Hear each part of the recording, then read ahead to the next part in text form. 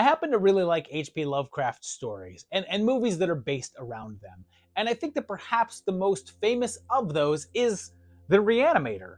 It's a bit ironic considering that the Herbert West stories were some of the writer's most maligned works, but there's no doubt that this set of films have become iconic. And like most classic horror films, I have questions. But let's head in and see if we can answer these. But here's the best way to watch this. If I start giving an answer that you don't agree with, you need to snap a pencil, but I won't be able to see it. So you're just going to have to write the word snap in the comments. Question number 1. Wait, isn't that the theme song to Psycho? Right out of the gate, you get the opening theme song to the film, and it plays over the credits, but it sounds a bit familiar.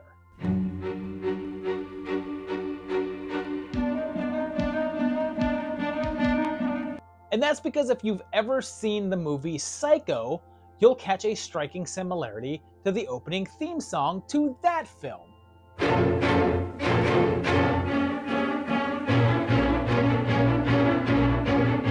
It's not exactly a direct copy, as there are several points in the theme that diverge, but it's a pretty close approximation. One could even say that it's as similar a remake as the Gus Van Sant version of the film itself. And I think that any horror fan has noticed this. Like, you can't be familiar with both films without having said, huh, that's the Psycho theme, right? Like, even the IMDb trivia flat out states that the theme borrows pretty heavily, and it's noted that film critic Leonard Maltin, who liked the film enough to give it 3 stars, docked it half a star for plagiarizing the tune. Now, the score for Re-Animator was actually by Richard Band, brother of Charles Band, head of Full Moon. He'd been scoring films since the late 70s, although this would be one of his most noted works, and would go on to do a good deal of the director Stuart Gordon's later films. When he was sat down and interviewed about his career, at one point he was directly asked about the similarities of his theme for Re-Animator and Bernard Herrmann's Psycho score, and he didn't shy away from the question at all, and in fact directly addressed it. He said that there was absolutely no coincidence with the similarity, and that he had looked at the character of Herbert West and saw him as a psychotic maniac who was motivated by a driving force. He says that when he saw that, he felt that the driving force of the main title of Psycho would be a perfect fit, and he modified the bass of that track while still keeping the Herrmann-esque feeling. He states that in terms of the amount of inspiration taken, he is responsible for the main theme, while crediting the structure of the song to Herrmann. He feels that the composer himself had a pretty wry sense of humor, and would most likely really enjoy his variation on his theme, and that most of the feedback that he had received on it was positive. Now, I myself feel as if he's underplaying that a little bit, and that the comparisons run a little further than just the underlying structure, but I will also admit that I can certainly tell the difference between the two if listening to them back to back, so there is some differences there. Which I guess is more than you can say for Gus Van Sant's Psycho.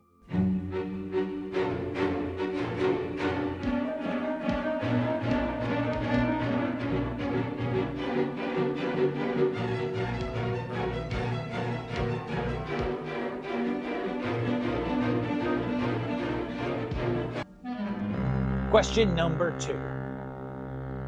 How does the reagent work? So on the most base level, the reagent brings the dead back to life. But it does more than that. Consider the fact that when West reanimates Dr. Hill, he talks about parts, and how he's never tried a formula on parts. When he does, he injects both parts separately, and when they revive, they are both living again.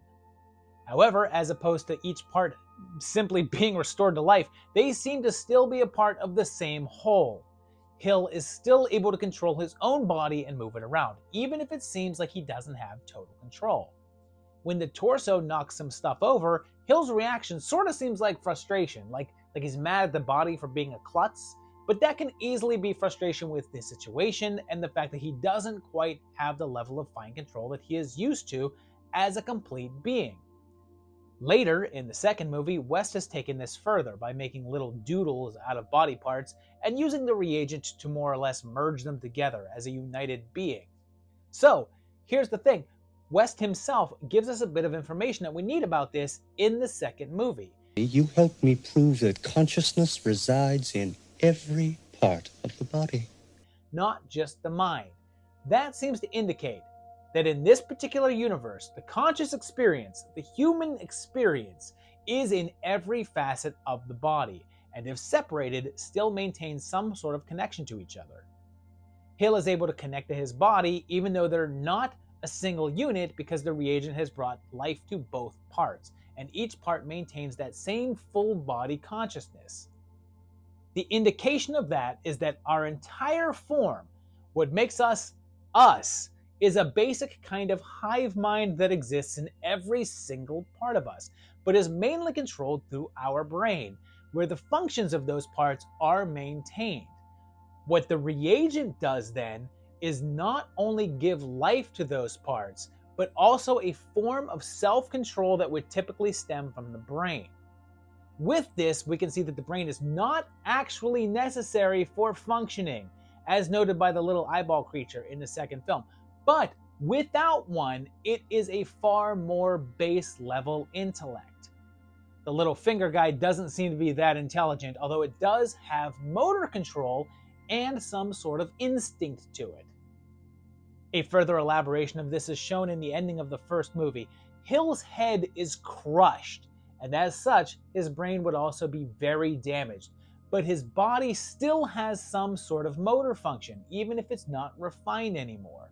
But it still maintains that base instinct of killing West, an order it was given before the death of the mind. When West gives the body an overdose, it furthers the effect.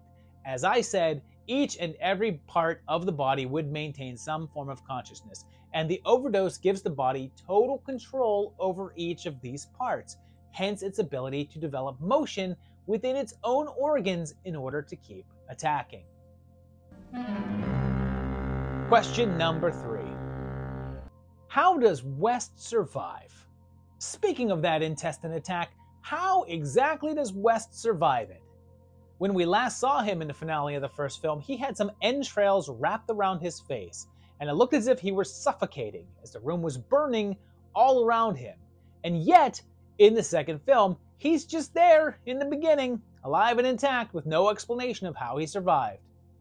Well, clearly they needed to have him live since he's the focal point of the franchise. I mean, after all, the book wasn't entitled Dan Kane, Re-Animator's assistant, so it was essential that West somehow made it through. So, for starters, there was a scene from the beginning of Bride that gives us a half explanation. It was ultimately cut for reasons that I'll discuss in a question a little later on, but in it, we see Herbert appear before Dan, leaning down. When Dan is befuddled at the continued existence of his partner, Herb simply says to him, No, Hill didn't kill me. He didn't have the guts. Now, clearly this is a joke in one way, but you could take it a bit literally as well, in that the reanimated intestines didn't quite have enough tensile strength to fully restrict his breathing. Like the last time that we see West in the lab, his face doesn't seem to be fully covered, and he's still got enough strength in him to toss Dan his notes.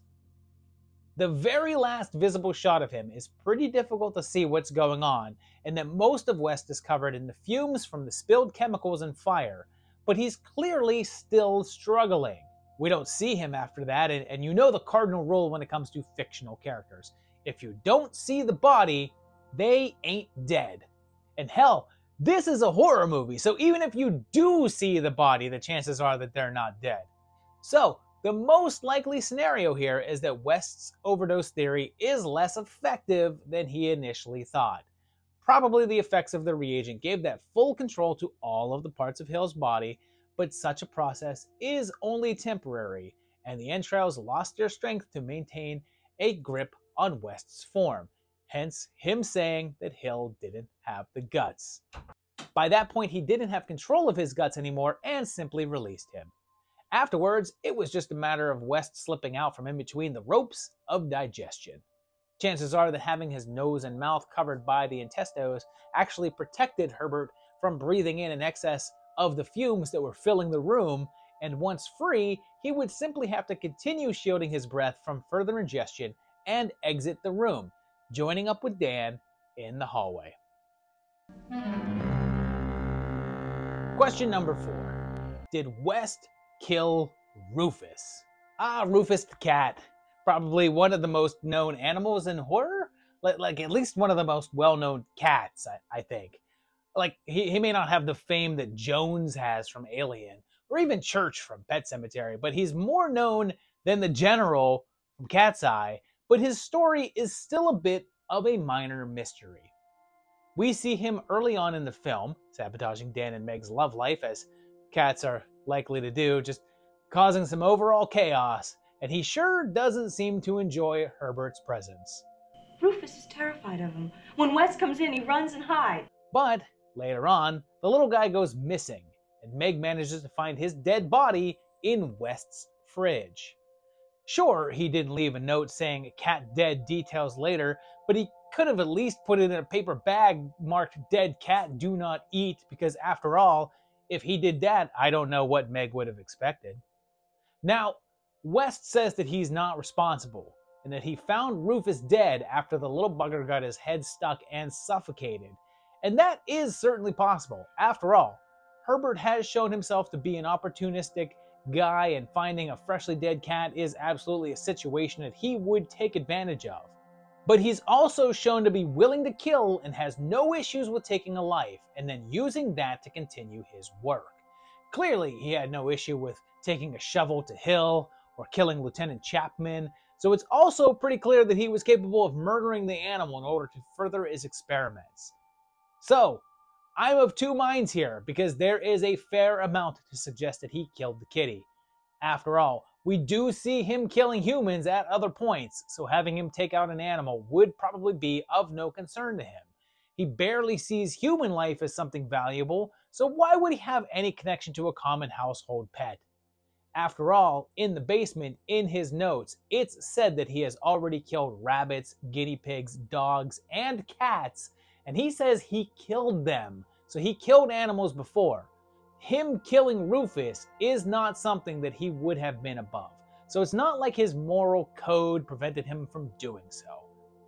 Even if it's seen that he's never just directly murdered any humans and instead only killed people who were directly interfering with his work, he outright says that he's killed animals specifically for the experiment. Because of this, the common consensus is that Wes murdered that pussy. But here's the deal. I said earlier that I'm of two minds, because that all makes sense, but I still don't really think he did it. Of all the things that West is in the movies, one of them is not a liar.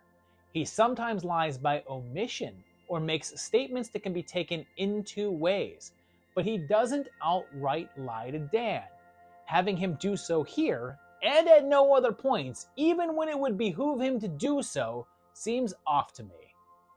He's dead? Not anymore. Because of this, I think that he's being truthful, and he did in fact find the animal dead, as I think that if he did kill it, his story to Dan would have been snarkier and more of the Herbert West double speak that we get in other points of the film. And after all, we know who really killed the cat, don't we? Curiosity. I'm sorry. No, I'm sorry for that. Question number 5. Are Dan and Herbert an item? You know, there's a ton of discussion about the gay subtext throughout the film, although I think that it's not excessively obvious and not an overt message of the film, but it can certainly be interpreted in that way. I mean, Dan is looking for a roommate, and West shows up acting all weird, and Meg is totally creeped out by him and a little antagonistic, and yet Dan signs him up, compelled by charisma? And then there's this sort of back and forth between Meg and Herbert for Dan's allegiance, and at one point, West actually puts himself between the two, but Dan won't hear any of her objections because there's just something about this guy. It certainly gives more explanation as to why Kane just keeps sticking with West, even when he's responsible for his entire life falling apart around him. He follows the dude down to Peru, for Pete's sakes, and that devotion is reciprocated because West seems to bristle at the notion that Dan might leave him and peeks in on him with another woman. There's more subtle notes as well, like the loving way that West drapes Dan in a blanket when he's in shock. And the subtext was prevalent enough that it became more pronounced in the novelization of the film, to the point that the two are asked point blank if they're lovers. It should be noted that the subtle nods to the character's sexuality stemmed all the way back to Lovecraft's original work. In the stories, West tends to favor doing his experiments on brawny young workmen, and the narrator, who is not named in the books but is Dan's character's analog, speaks jealously when West eyes up strapping young men as potential subjects. It's hard to say if any of that interpretation was intentional given Lovecraft's reputation as being a pretty loveless individual and a more conservative guy, but it's a story about two guys living together and trying to create life without the aid of women, so it doesn't take much to read into it. When comic book writer Alan Moore did his take on the Lovecraft mythos in a series called Providence, he just outright made the characters a romantic couple and embraced the subtext. But what about in the movie? Clearly, there's some sort of bond there, but if Dan is having romantic feelings towards West, it's clear that he's repressing them. He still pursues Meg as his one true love, and then wants to restore her to life, while also dallying with a lot of vagina. But it's also clear that he has some sort of attraction to West, which keeps him with him. Bruce Abbott even discusses the concept on the DVD commentary, and as for West himself, I feel like he's a little more overt with his need for a male companion, but as to whether or not he would actually act on his feelings is another story. Jeffrey Combs has flat out stated that in his view, the character is asexual, and he tried to convey that in the scene in which he's watching Dan do the forbidden dance. He says that Herbert doesn't understand intimacy and that it's something that he's terribly frightened of. So, ultimately, you have this underlying subtext that's definitely there. I mean, it's there, but it's still on the sub part and less the text part, as you have two men who may or may not be in love, with neither one willing to act upon it. Question number 6. How does Hill control the dead? So a major part of the first two movies is Dr. Hill's role as a direct foil to Herbert West. He's his main villain and is based on a counterpart from the original books who was instead killed in World War I and beheaded. In the movie, after he's brought back to life by the Reagent, Hill immediately sets out to get revenge, but not before engaging in some of what I guess I'm going to refer to as forehead play. He does this by lobotomizing the reanimated zombie guys, which he says eliminates the part of their brain that the will is contained. Earlier in the film, at least in the uncut version, Hill is shown to have hypnotic abilities.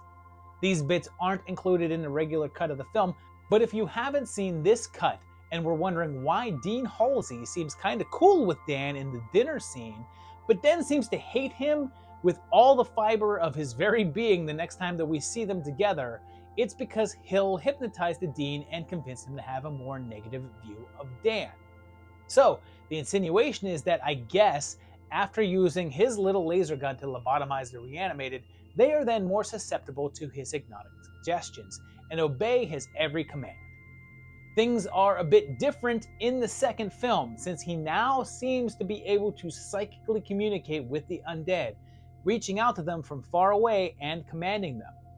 That suggests that it's a little more than simple suggestion. It is now officially supernatural. Add to that the fact that he's able to reach Lieutenant Chapman, who hasn't been lasered, which kind of eliminates that whole willpower aspect of things, which leaves it strictly in the hands of being some sort of psychic power. But here's the deal, even in the first movie, it seems to go beyond mere hypnotic commands. The zombies there seem to obey his wants and needs even if they're unspoken. Like, they all burst into action at once, and I'm not sure what the trigger would have been. Like, did he say, "Everyone will jump up when I say the phrase, 'so do I'"? except there's no way that he would have known he would say that. Like, he just nods, and they know to interpret that as grab West and bring him over here. They then throw West on the table with no prompting whatsoever, like they knew what he wanted without telling them. He says that he has total mastery over the human will, but I don't think that means them knowing his wants and needs without them being spoken. So it's clear that whatever psychic ability that he has in the second film exists here as well. It's not some ability he developed in between films. So what if this? What if, since it's said that the human consciousness exists in all parts of the body, and that consciousness is connected, even if the body parts aren't, doesn't that mean that the conscious mind is an intangible concept, more like a field that spans over space? Like if Hill's body is down the street from his head, there's an unseen connection between the two, a sort of bridge that links them. But what if that connective tissue is tappable? What if Hill, due to his latent abilities within himself to coerce, expanded outwards due to the influence of the reagent?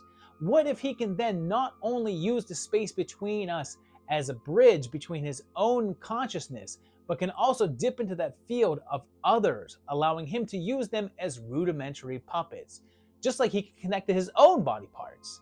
Granted, it only seems to work with those affected by the reagent, like some sort of key to whatever field controls them. So it's not like he can puppet a living human being, but it's still a pretty cool ability, even if he really can't tell anyone about it. I mean, after all, who's going to believe a talking head? Get a job at a sideshow. Question number 7. Why didn't Meg return to life? So this is one that actually has an easy answer out there, but then that answer begets another question. You see, at the ending of the first Re-Animator film, Dan's lady friend, Meg, who has just endured being kidnapped and molested by Dr. Hill, is then strangled by one of the animates as they try to escape. Unable to revive her, Dan decides to turn the corner and become what he had been fighting against for the whole movie and uses West's reagent on her. The film ends with him injecting it into her and fades to black as she screams, since we know that birth is always painful. But in the next film, Meg is still dead, and there's no real explanation given as to why she's not alive and reanimated. We're shown that West has recovered her heart and plans to use it to build a new bride for Dan, hence the title of the film, but you never really get a solid explanation as to why she's not present in an animated form. There is, however, a partial explanation on that same deleted scene that I explained that West was still alive. In it, we see the moments after the first film's final shot. Meg is restored to life, although she's not played by Barbara Crampton here. It seems that she was either tied up with filming the soap opera she was on, or she chose not to take the role as it was just a tiny cameo.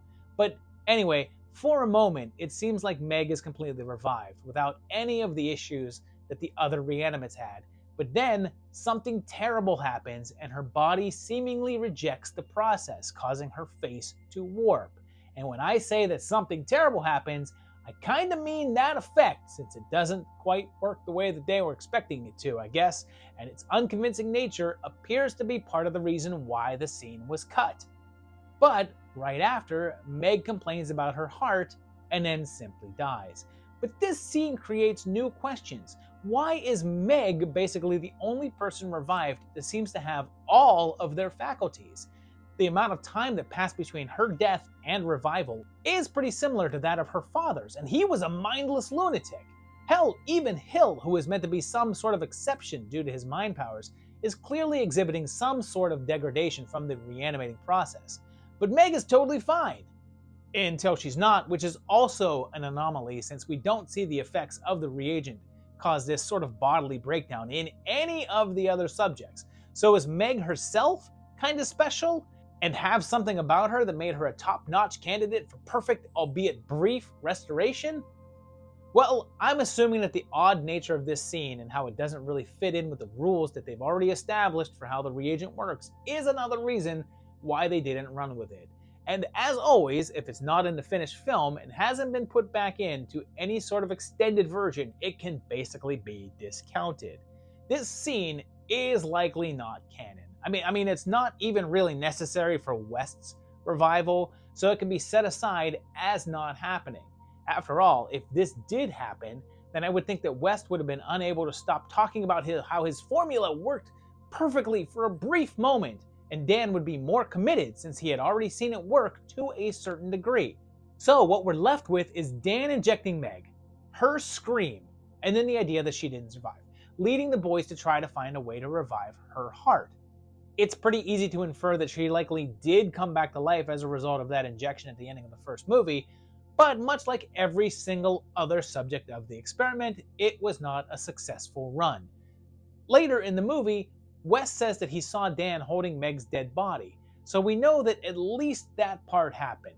So my take on it is this: Dan is not West. He doesn't know the proper technique or dosage to ensure a successful reanimation. Chances are that instead of what we saw, it was simply a case of her waking up, screaming, and then shutting back down, dead in Dan's arms. You can even use that deleted scene and say that it's simply Dan's hallucinatory version of the events and don't represent reality, and that the actual events were her just waking up, screaming, and then collapsing to the ground, dead again, leading up to her heart being harvested and ready to go for the bride. Question number 8. What's the deal with shooting up Reagent? Speaking of deleted scenes, let's check out one of the more notorious ones from the first film. It occurs just after they bring Dean Halsey back in the morgue, but back at the house, West appears to be experiencing some sort of discomfort and then immediately storms off to his bedroom. When Dan follows him, he catches him shaking and trying to put Reagent into a needle. He claims that it's a weakened solution that stimulates his brain and keeps him awake. But it's clear from the shakes that it's a bit more than that. He's so shaky that he requires Kane to help him out, and upon injection, the effects are instantaneous. Now, this is followed up a touch in the third film, Beyond Re-Animator, when West is apprehended and put in jail. Now, it's important to note that he's been locked up for 13 years, basically since right after the second film, and when one of the other prisoners, an unrepentant junkie by the name of Speedball, gets his hands on the reagent, he wants to try it for himself. He shoots up with it, effectively overdosing, and something very similar happens to him as happened to Hill at the ending of the first film. His entire body erupts into life, exploding from within. He's shown to still be alive afterwards, immediately restored by the reagent, and actually kind of lucid. But that brings into question the notion that West was shooting up with this stuff, and if it did indeed have that addictive effect that it appears to have in that scene. So, even though it's a deleted scene, it does show up in the integral cut of the film, a version that kept intact all of the deleted plot stuff, like the hypnosis scenes with Dr. Hill.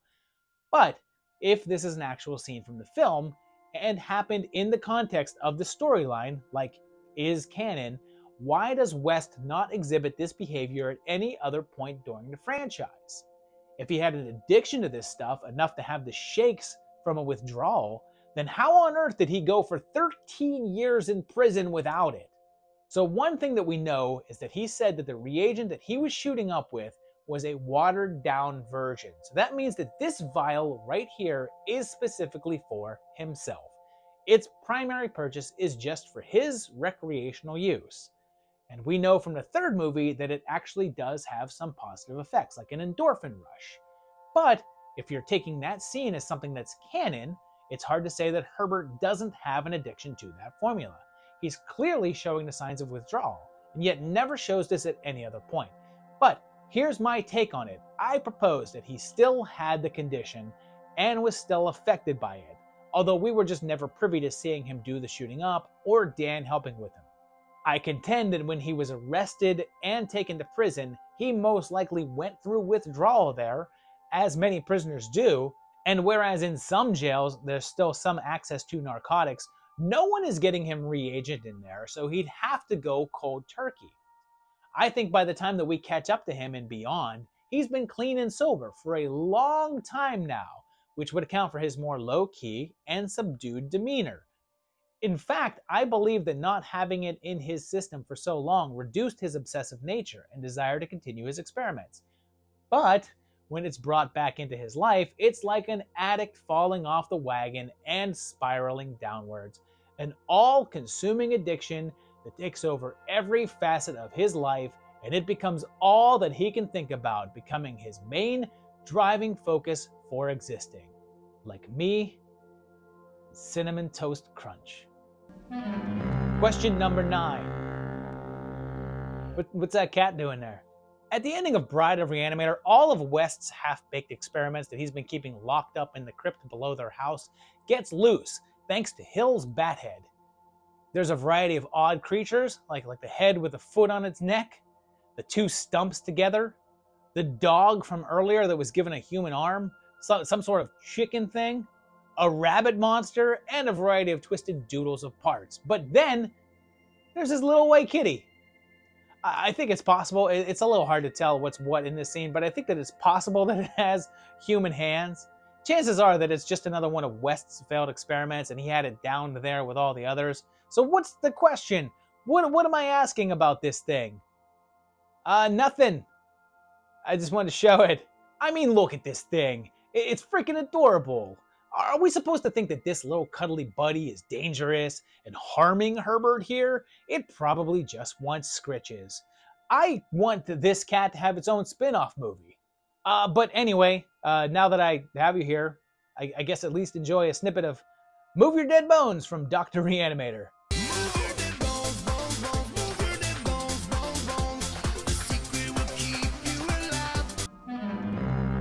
Question number 10. What happened to ReAnimator Evolution? So after Beyond ReAnimator, there were other attempts to continue the series. There were 2 tries at a 4th film with Island of ReAnimator, which would have been a take on the whole Dr. Moreau thing, with West now on an island surrounded by an assortment of his new creations. And there was also House of ReAnimator, a Bush-era political satire that would have seen the president of the US being killed and West being brought in to return him to life, or as close as you get in these movies. This version would have returned Dan Kane to the story, but it never came to fruition. Full Moon actually brought the character back in their Resonator series as well. They did a run of 3 short films that adapted a number of Lovecraft tales and used the Resonator from Beyond as well, and the 3rd of these was called Curse of the Re-Animator. There was also an Italian version of the story called Herbert West Re-Animator that was a far more serious and artsy take on the story, about as far removed from both of these films and the original tales as possible. But there was another version that got a bunch of hype for a little while, but then just disappeared. Back in 2016, there was a series of news articles about a new take on the legend that was completely unconnected to anyone or anything from the originals. It was stated that this was not actually a sequel, or prequel, or remake, and was simply a new adaptation of the source. It said that it began as an original concept entitled Anti-Human, which was more science-oriented and didn't feature any zombies, but when writer Serge Levin realized that some of his concepts overlapped with the ReAnimator concepts, he revised the scripts to be an adaptation. He worked on a new version of the screenplay with help from actor Jonathan Scotchy, who made it to a darker, more grounded in actual science version than Gordon and Junson's tale. It said that the script incorporated the character of Major Clapham Lee, who was present in the Lovecraft stories, but not featured in the earlier films, although his character was basically present and was just altered into Dr. Hill. He said that other story elements would resonate with Lovecraft's original vision, hinting that it would also incorporate bits of From Beyond as well. There was a flurry of news about the project in the tail end of 2016, and it seemed as if Scotchy was connected to the film and would play Herbert West. It was also said that both Brad Dourif and Lynn Shay would be attached as well, playing characters named Dr. Blackmore and Meredith. But then, that was it. It never materialized. At some point, they rebranded it as Herbert West Re-Animator, giving it the same title as the Italian version. But after all of that hype, it appears as if the film never got out of the pre-production stage. Seems like they may have hyped up the project through all of the horror sites in order to drum up interest, but it's pretty likely that they just weren't able to secure the funding that they needed in order to get it off the ground. A film with the title of Anti-Human did actually come out in 2017, but it was unconnected in any way to this project and just coincidentally had the same title as Levin's original screenplay. But it looks like this version of The Good Doctor is going to remain dead, since, like in the films, no one gave it any necessary injection of green stuff. So there you have it, 10 questions about the Re-Animator movies, hopefully answered for you. Hopefully you didn't break that many pencils down below.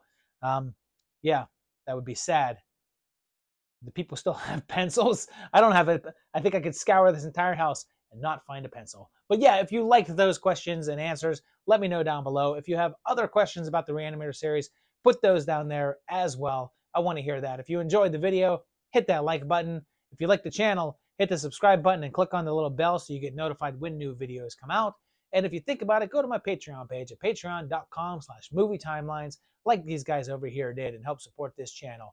You can help support me, help me make more of these videos. You can also just keep on watching the videos and share them out to your friends. I appreciate that as well. And I'll see you very shortly for another great one. Thanks a lot, guys, and bye-bye.